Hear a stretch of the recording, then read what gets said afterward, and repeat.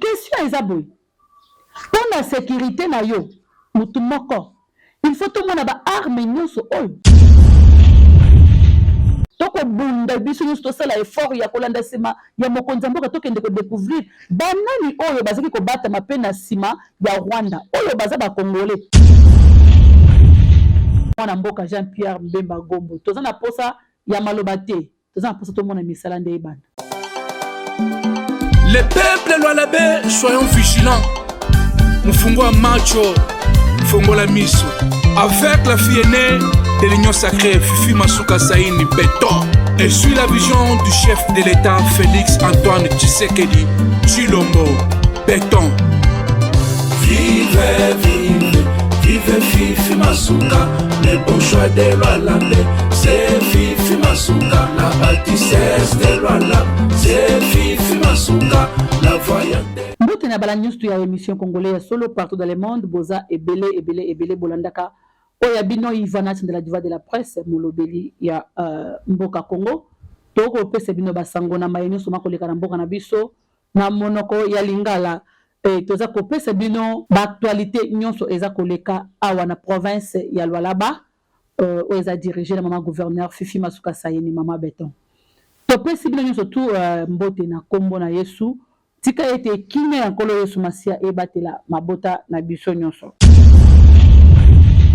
tozo banda basango na mayema koleka na mboka na biso tata wa ekolo Congo mokonzi mboka Fatou Béton asalaki bongo réunion na ba ministre ya gouvernement Sama Lukonde D ezaki conseil des ministres ya Yambo parce que gouvernement Sama Lukonde D ba publiaki yango le 24 mars.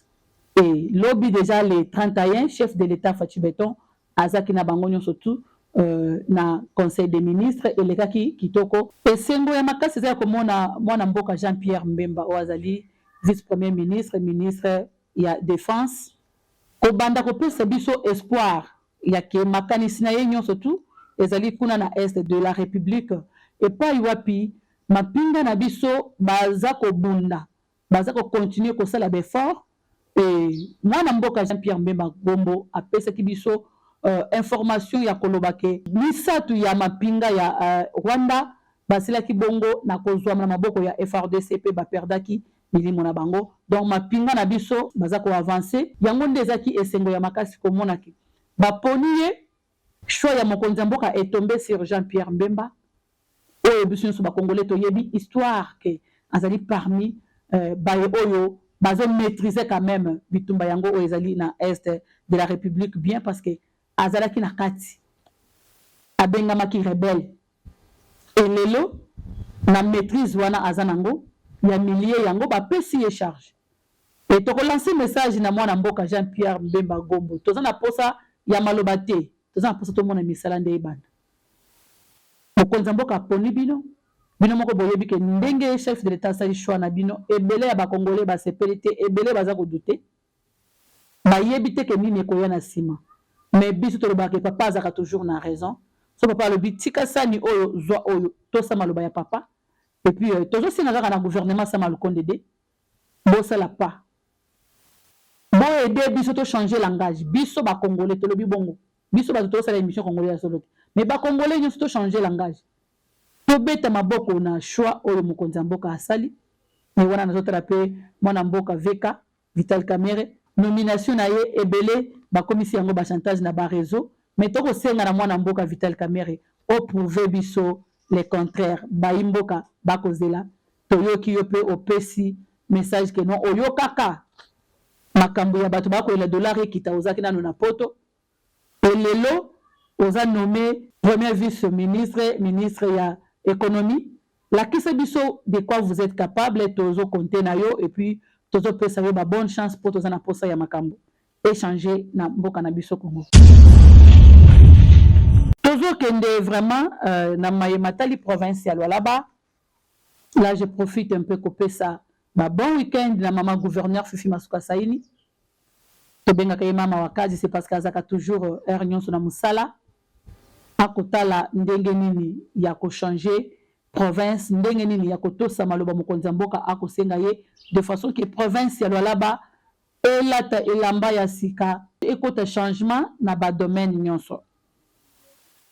Tozo banda na basango ya mawa milimo ya bandeko na biso oyo toperdaki esalamaki bongo na cité Kakanda na territoire de Belfort Lubudi epai wapi drame moko esalemi oyo tozaki kosatandre nango te.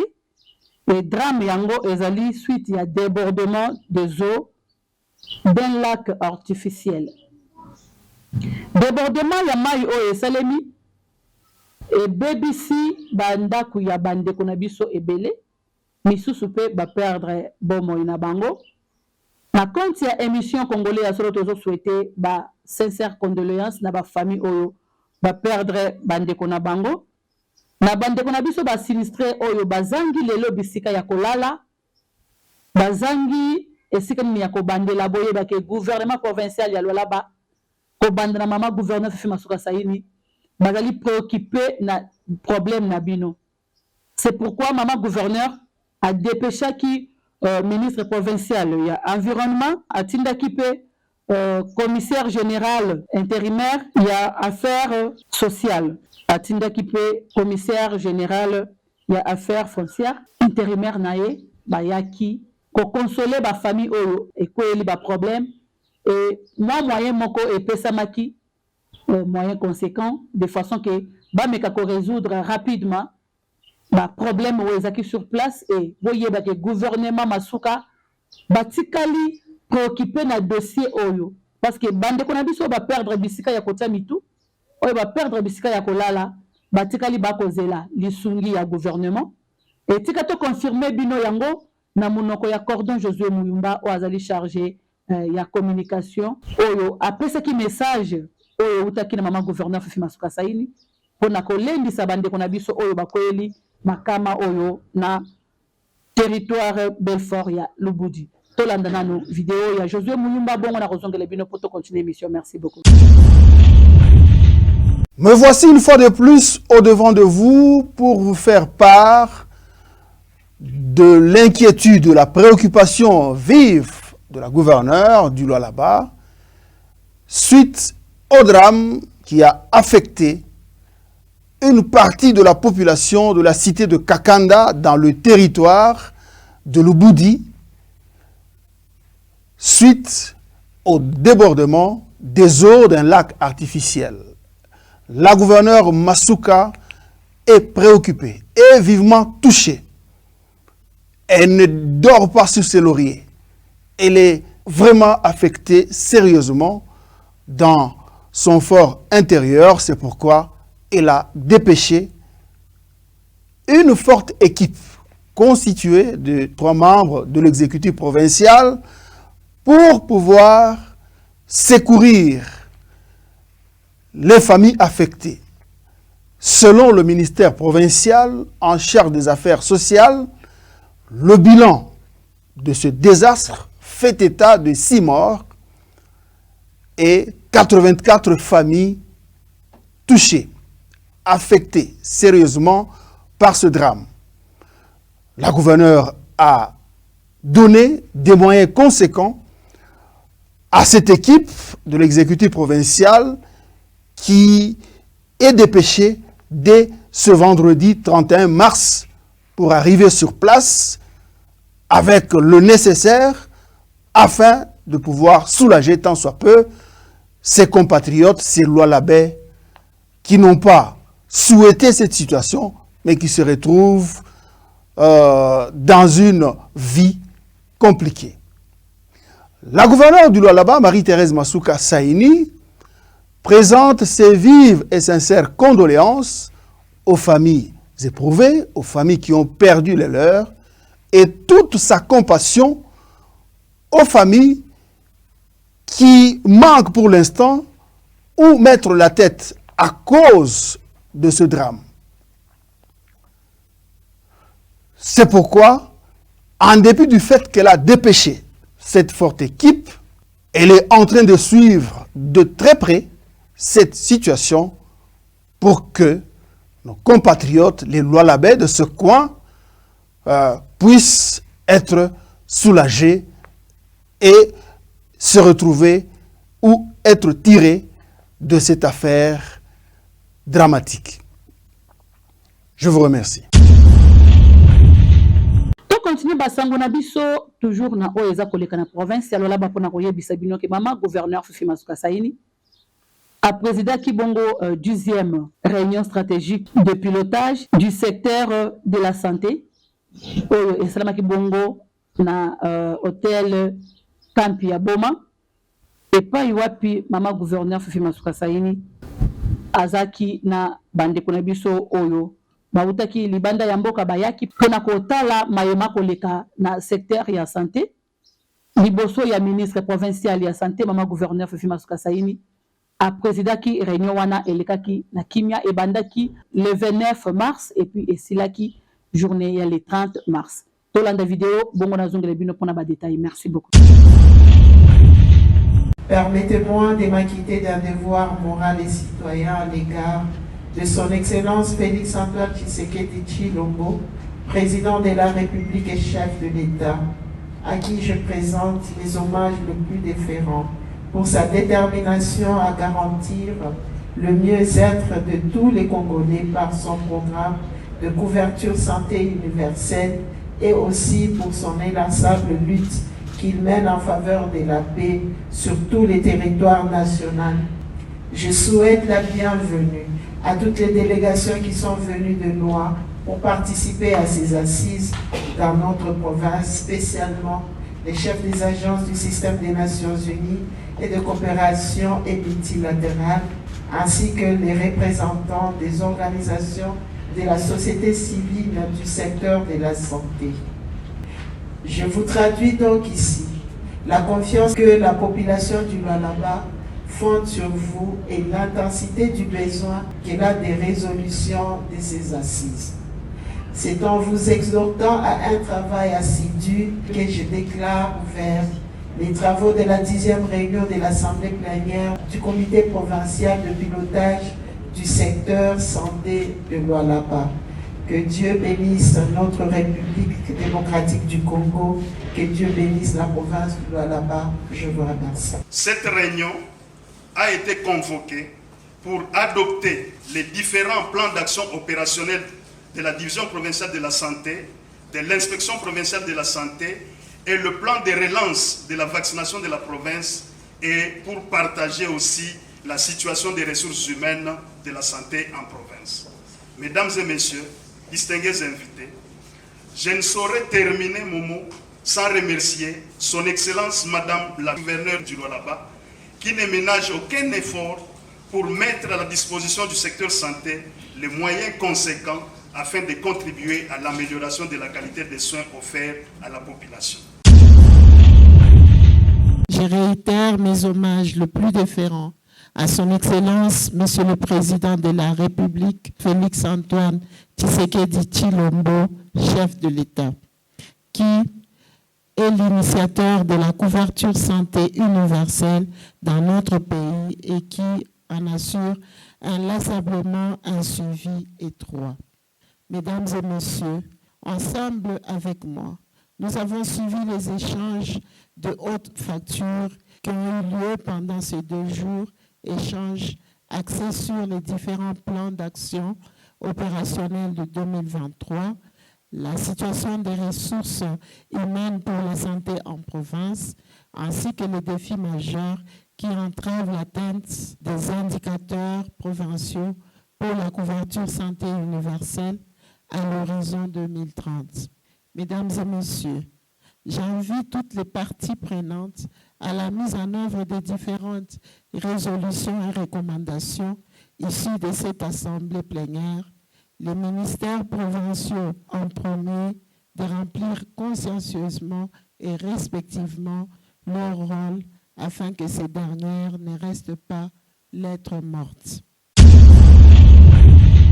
Et voilà, merci Mingi, la maman gouverneur Fifi Masuka Saini.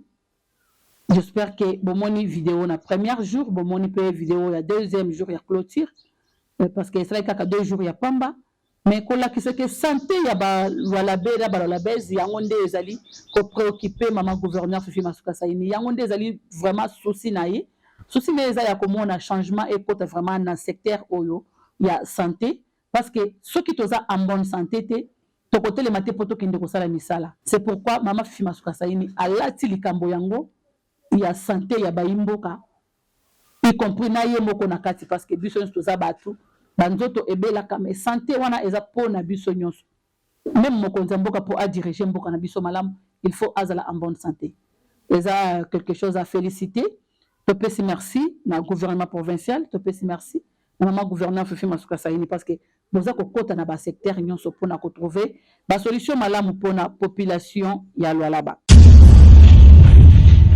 Tokende lisusu na mayomaleka le 31 mars 2023 toyebi biso nyonso malamu ke province ya Lualaba ezakana ba bourse oyo batangaka na libanda ya mboka oyo province ezwaka en charge.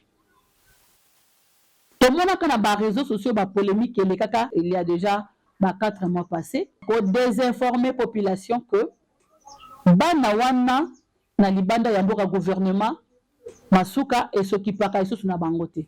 On est dans le secteur ya éducation. Alors gouvernement Masuka, Mama gouverneur Fifi Masuka Saini, bazaka tout le temps en contact na ba parents ya bana wana. Bazaka tout le temps en contact na ba bourse na biso la province alors ba oyo bazali na Chypre. Et nazola kisabino réunion c'est pas ça qui entre Mama gouverneur Fifi Masuka Saini na ba parents ya ba bourse na biso oyo bazali na Chypre. Masolo eleka kitoko et ba parents bazaki satisfait koyoka basango ya malamu ya bana na bango et komona que gouvernement Masuka ezako continue toujours au futa ba frais académiques pona bana oyo ya province oyo lelo soki basilisi 5 ans na bango bakozonga pona koya kosala fierté ya province lolaba tolanda image et na kozongela bino pona continuité émission. Merci beaucoup.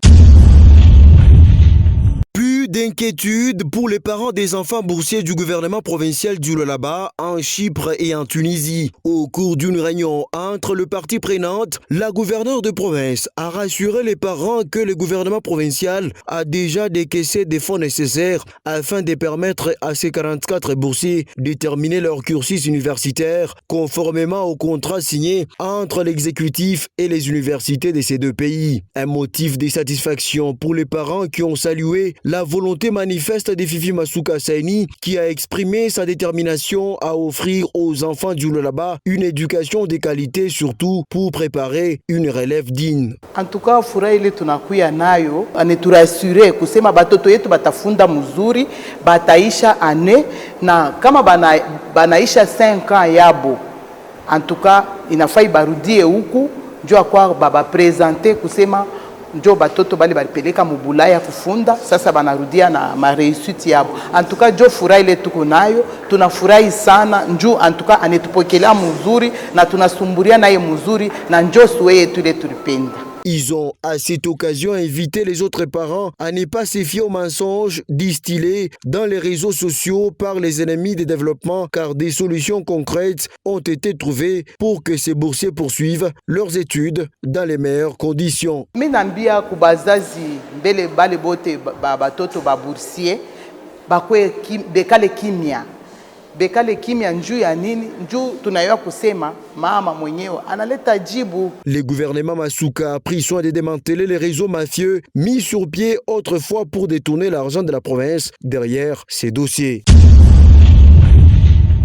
Pour clôturer émission na mukolo lelo bande ko balandi émission congolais solo tozo meka kokota na mwa détail muke eza analyse oyo eza kotungisa biso nyonso ba congolais nyonso tu ya mokili mobimba partout esika tozwani parce que biso nyonso tu makanisi na biso eza ya kotala que mokonzi mboka aza kobunda po kimia ekota na mboka na biso Kongo parce que bitumba wana toyoka na musika bande konanga pona ba oyo bayoka na kolela ya lisasi te à 0 mètre boye ba ke bande kona biso bazana est ba ko souffrir. Mama gouverneur Fifi Masuka Saini appelle un message wana chaque fois tango azo sala ba descente eza pamba te parce que to vandi biso na bino awa to kolamba to kolia to komela mais ezana mutu moko azo tata ya kokende kokota na toilette na ye moko te po asukola ta mai na nzoto ere nyonso masasi eza kolela ere nyonso bazokata motu kingo bakoboma ndeko no na misu na yo baviole ye babomi ye guerre eza malamu te me toyebi biso nyonso ke bakangaki moko ya ba-ancien député Mwanga Chouchou Edouard akangamaki ndenge boyokaka la fois passé nayebisaki bino ke toza na posa toyeba bavérité ebele na maye matali guerre ou bien makambo ekoleka na est me tomoni ndeko na biso Mwanga Chouchou Edouard batie ye maboko na bamilitio ebele na ndako na ye papa na biso akoyebisa biso ezaki mpo na sécurité na ye contre ba M23 justice ya mboka na biso ndenge balobaka la justice élève une nation topesaki biso nyonso confiance ke tomeka kodécouvrir nani oyo apesaki ye autorisation ya kogarde ebele ya baminduki boye na kati ya résidence na ye kaka mpo na sécurité na ye mutu moko. Parce que jusque là tolobaka ke no ba étranger nde mutu baza ko financer ba M23 mais ezala bandeko na biso ba congolais oyo baza ba partenaire ya makasi ya ba M23 oyo baza ko pesa bango ba minduki ba ko pesa bango ba arme pona ko boma ndeko na ye moko congolais. Mais le dossier yango etikala à suivre toye koyoka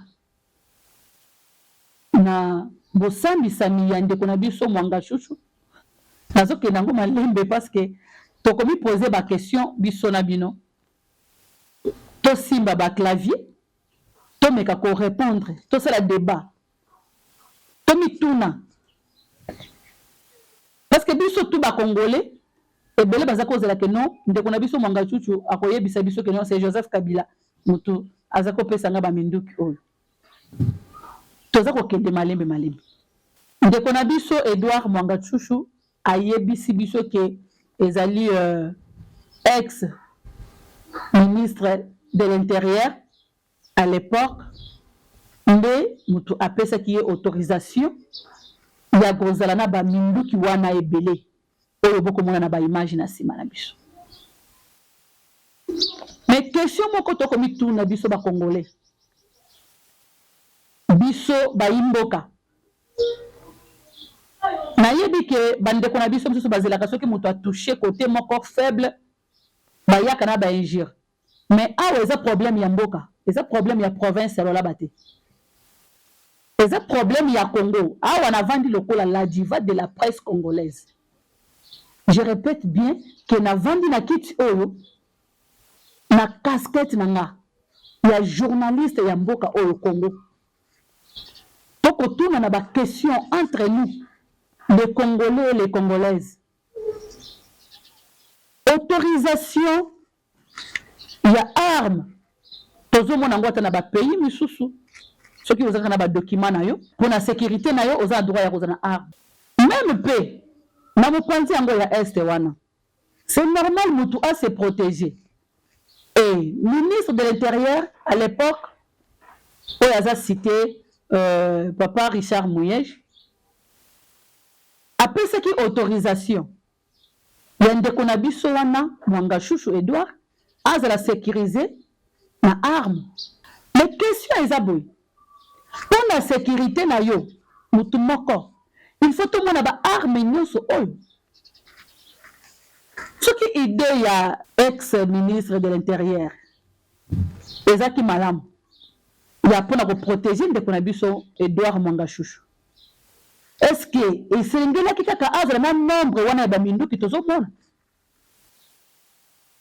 et soki tomoni minduki oyo ebele oyo toyebi ke oyo eza susu mpona sécurité ya mutu moko te parce que avec la zate toza bacongolais na bacongolaise misu na biso eza polele tokobunda biso nyonso tosala effort ya kolanda nsima ya mokonzi ya mboka tokende kodécouvrir banani oyo bazaki kobatama mpe na nsima ya Rwanda oyo baza bacongolais oyo bazaki kobatama na il faut toyeba mutu nyonso parce que état de siège ezoyede biso. Félicitations à mokonzi ya mboka parce que tomoni bauti koadopte lisusu 49e état de siège donc ezo continue. Félicitations à l'Assemblée nationale. Tozotuna papa Nabiso Edouard Mwangachouchou, est-ce qu'il fallait qu'il ait 42 miliciens? On a auto découvrir, auto moniter, to yébité, auto babomba quelque part, to yébité, parce que auto 42 on a auto moniango na katia résidence nae. Auto bakande biso ba photo ba teli biso na réseau yango la tozo mona na sima. Intention, il y a ex-ministre de l'Intérieur à l'époque. Et ça pour sécuriser, Moutoumoko, ou bien, et ça qui façon de financer, rébellion ou bien idée, ça qui n'est tout si le clavier du son nous auto mais qu'à répondre. Au fin de ma examen là, Moutémeto analyser, tout ça mis tout dans la question. Parce que jusque-là, on a moni battu silence. Beaucoup insisté, les biso que lobby, devant la radio, beaucoup de retrouver que ma solo là-bas. Mais makambo oyo ya Mwangachouchou oyo batangeli biso ex-gouverneur ya Lualaba. Oyo azaki pe na époque ex-ministre de l'Intérieur. Que yende mutu a autorisé ki papa Mwangachouchou pour azra ba milition wana ebele. Munduki oyo bomaka mutu epanzie bandambu ndambu. Parce que tout le monde a est awa bakangaka ba maman moko ba congolaise o bazaki pe ko bombela ba M23 ba minduki. Mais moko oyo biso ebele tozo se défendre na ba réseau. Aza cité oyo toyoki pe ke aza interpellé po ba kende ko yokaye na mai oyo matali ba milition wana. Mais silence radio. Silence radio je vous dis. Or que biso plutôt vendre la dossier haut. C'est pourquoi les notes entre nous, les Congolais et les Congolaises. L'idée est là qu'il y a autorisé mon pose à 42 miliciens, automoni, sans compter automonité. Tout réfléchir à ce qui l'idée est là qui malam ou ya que non, les pour la sécurité, il y a papa Mwangachouchou. Est-ce qu'il faut qu'on sécurise mon qu'on a 42 miliciens? Et à Obovandi, vous pouvez silence radio. Réseau peli mototé. Ndenge Mwangachouchou wana atangi ex-gouverneur ya Lualaba. Besoin de silence. Et bon, ceux qui ezakinde fifi masuka nda azaki siki. Parce que tant besoin bitinda kaka ke tobeta masolo ya Lualaba, to le baboye, bokosa makambo boye, bon matabo kita. Besoin ko tenir compte te ya oyo nzamba aza ko exposer. Tolali tolamuki nzamba boaki bon. Tolali tolamuki nzamba fongoli biso miso. To banda ko découvrir qui est qui. Nani oyo azanani. Et na kotuna pe na bande na biso ba communicateur oyo boza wana na ba réseau pona ko finga kaka fifi masuka boza ko critiquer ko traiter na ba monyonso. Awa lele nzamba ke ko bimisa Mwangachouchou kuna. Eza pe fifi masuka saini mutu bimisi Mwangachouchou. Parce que tolobaka awa ke fifi masuka nde a trahir ndeko nae. Et fifi masuka nde asali po akosa makambu na kombo ya ndeko nae po yatikala na kiti ya ki gouverneur. Mutuna na ngeza ya koyeba Mwangachouchou pe fifi masuka mutoke kolukai.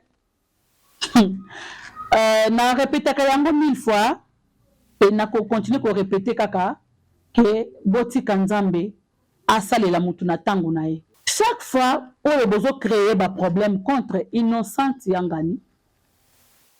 Mama ya batu oyo azako bunda tongo midi pourquoi pour na ko répondre na ba besoin ya population oyo province akutaki yango na libulu province etongama kite abandi ko bunda na kotonga province boza ko critiquer ye asali le côté oleki na nzela omoni ke bâtiment etelemi oyo eza kotongama sous mandat ya Fatou Beton sous leadership féminine ya Fifi Masuka Saini na gouvernement na provincial mais boza ko ndima yango kakate boko critiquer mama gouverneur aza ko telema ko luka ko bunda pour makambu nyonso tout ezala en ordre na province ndenge bakoki ko résoudre nyonso na mukolo moko te ndenge moko lobaka bakoko tonga ndaku na journée moko te ata chef de l'état banda azo pouvoir akotonga malembe bino moko bozomona ke eloko boyezala ka temelelo eza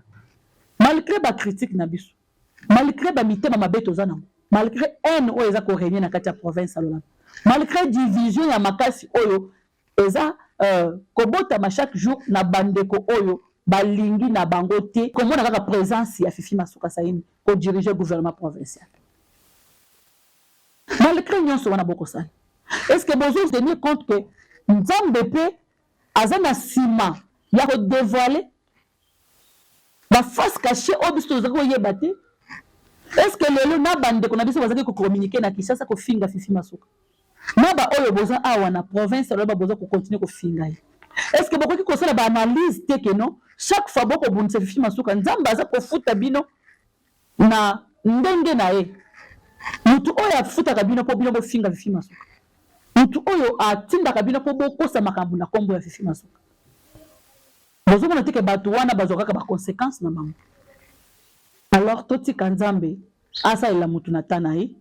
Pona ko clôturer nga na koloba ke Fifi Masuka Saini azali na tana ye, Nzambe apesi ye makoki parce que toute autorité vient de Dieu. Ce qui yo tambola ki na bonyomo, o tambola ki na ndenge ya kobata mabatama, makambo mususu na kati, o kosala makambo mabe pona ba Congolais, Nzambe ako exposer yo kaka.